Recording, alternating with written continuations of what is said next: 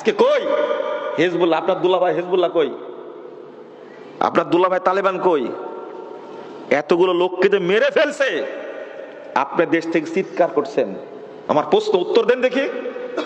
এই হামাসের বন্ধু হলো, 1 নম্বর বন্ধু হলো ইরান, 2 নম্বর বন্ধু হলো হিজবুল্লাহ, 3 নম্বর হলো হুতি, ইয়ামেনের হুতিরা, 4 নম্বর হলো বাশার আসাদ, 5 নম্বর হলো তালেবান।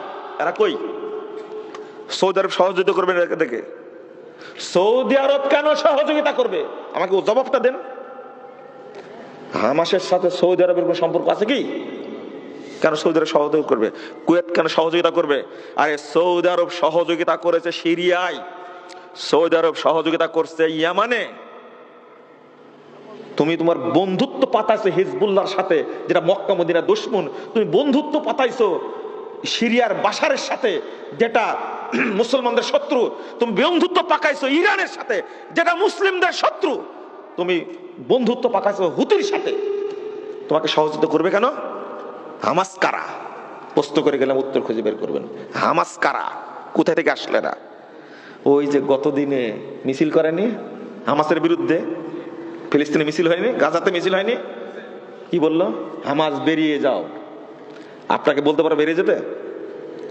বাংলাদেশের কোন দল আপনাকে বলতে পারো তুমি বেরিয়ে যাও? আপনি বাংলাদেশি না? গাজার লোক কেন বললো হামাস বেরিয়ে যাও? উত্তর খুঁজবেন। এরা কোথাকার? এরা কারা? তুমি হামলা করলে কেন? ইরানের পরামর্শে, হিজবুল্লাহর পরামর্শে হামলা করলে কেন?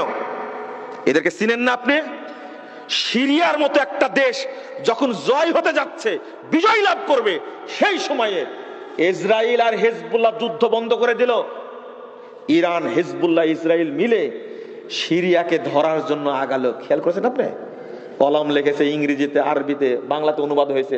আমাদের কথা না পড়ে দেখেন আপনারা। ওরা জাতে মাতাল তালে ঠিক। আপনি বললেই হলো মেনে নেব? আপনি তালেবানকে জামাই মনে করতে পারবেন, আপনি তালেবানকে দুলাভাই মনে করতে পারেন, আমি পারি না মনে করতে। আমি তাদেরকে চিনি, আমি তাদেরকে বুঝি। আপনি সিলের মতো চিল্লালেই হবে?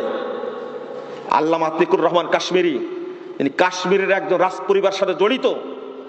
তিনি এসেছিলেন এই দারুল হুদায়, বক্তব্য কেউ কেউ শুনেছেন, গেছিলেন মনে হয়।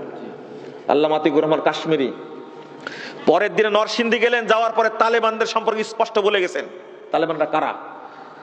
এই আফগানিস্তানের আহলে হাদিসদের যত মসজিদ, সব মসজিদ তালা লাগা দিছে, নামাজ পড়তে দেয় না। মাদ্রাসাগুলো সব বন্ধ করে দিছে।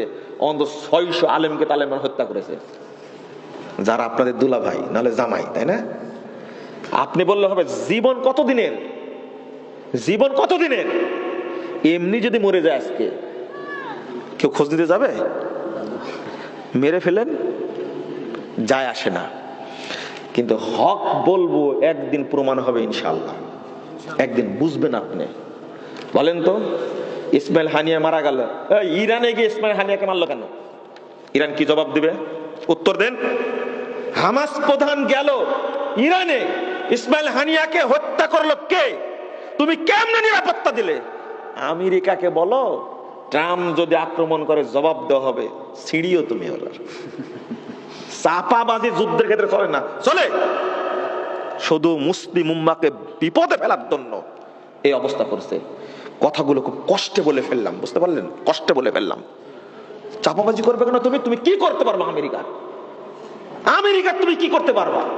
ইউরোপ আমেরিকা মিলে রাশিয়ার কিছু করতে পেরেছে?